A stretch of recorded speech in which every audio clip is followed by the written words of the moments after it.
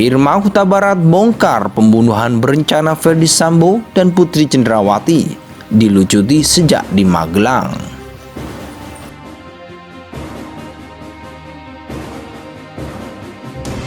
Kalau dakwaan saja dibangun dengan asumsi-asumsi, kami baca apa yang disampaikan tadi itu lebih asumsi lagi, lebih asumtif lagi. Kenapa? Karena ada satu peristiwa penting yang dihilangkan dari dakwaan. Misalnya dalam peristiwa di Magelang, ujuk-ujuk tiba-tiba ada fakta yang dituangkan, Ricky disuruh manggil Joshua. Padahal sebelumnya ada fakta yang jauh lebih penting yang dihilangkan, yang kami sebut dugaan kekerasan seksual yang terjadi pada saat itu. Banyak yang bertanya, apakah ada buktinya dugaan kekerasan seksual tersebut? Setelah kami identifikasi dari berkas yang ada, setidaknya kita bisa klasifikasikan ada 4 bukti dugaan kekerasan seksual tersebut. Sini kalau dikatakan memang ada motif, ada suatu perbuatan yang mendahului ya, pelecehan seksual. Kalau saya melihat pelecehan seksual, kemudian ada pembunuhan berencana. Ini 2 tindak pidana yang berbeda. Kalau saya melihat di sini nih, ini ada pelecehan seksual. Kenapa ini tidak diproses? Harusnya kan diproses. Ya. Korban melaporkan, selesaikan secara hukum. Kalau ini lalu merembet menjadi terjadi suatu pembunuhan berencana, ya maaf ngomong kalau kita bisa mengatakan secara ini loh, kok jadi kita sepertinya seolah-olah main hakim sendiri, mengadili sendiri. Seharusnya kan tidak kan? Harus kasih tahu, peran Putih pertama menggoda Joshua, menggoda supaya dia diperkosa, tapi nggak kesampaian. Karena Joshua pernah mendengar khotbahnya Gilbert Lumindong. Gilbert Lumindong itu pendeta terkenal. Kalau kamu digoda wanita yang tidak kamu kehendaki, kamu berlari katanya, bukan mendekat. Nah Joshua sudah benar, dia berlari keluar. Maka tidak berhasil Joshua diperkosa oleh Putri Cendrawati. Fakta perbuatan dia mengundang lagi Joshua ke kamar tidurnya. Ini kan tidak lazim. Kemudian perbuatan berikutnya, menelpon suaminya, mengatakan almarhum Joshua kurang ajar.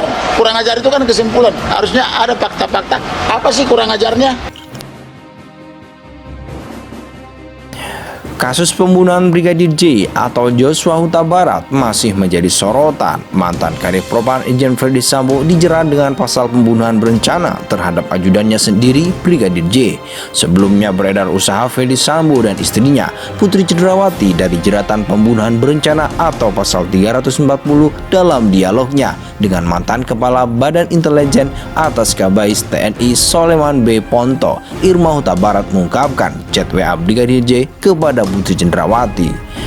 Irma mengatakan bahwa senjata Brigadir J telah dilucuti Putri Cendrawati sejak di Magelang. Pada waktu di Magelang, senjata Joshua 1 laras panjang 1 pistol diminta oleh PC, lalu diserahkan kepada RR, kata Irma Huta Barat di akun YouTube Irma Huta Barat Horas Inang yang tayang pada Rabu 28 September 2022. Irma pun menyebut dalam perjalanan dari Magelang ke Jakarta, Brigadir J juga sempat chat dengan Putri Cendrawati dan menagih senjatanya agar dikembalikan. Dia tidak tahu akan dibunuh atau dibantai, tetapi 2 senjata 1 laras panjang dan 1 pistol itu tidak pernah dikembalikan, kata Irma Huta Barat. Irma Huta Barat menengarai kalau dari 1 hari sebelumnya senjatanya sudah diminta, itu artinya ada satu rencana kenapa dia dilucuti. Dari kejadian tersebut, Irma Huta Barat juga menilai tidak mungkin orang yang sudah diperkosa lalu dikasih senjata secara baik-baik.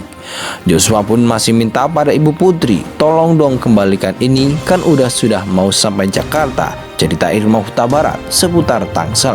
Artinya dia Joshua tidak ada kesalahan sama sekali ketika masih minta senjatanya dikembalikan, kata Irma Huta Barat.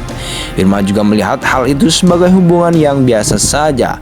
Tidak mungkin seorang pemerkosa masih berani berbicara, "Ibu tolong kembalikan senjata saya," ujar Irma Huta Barat.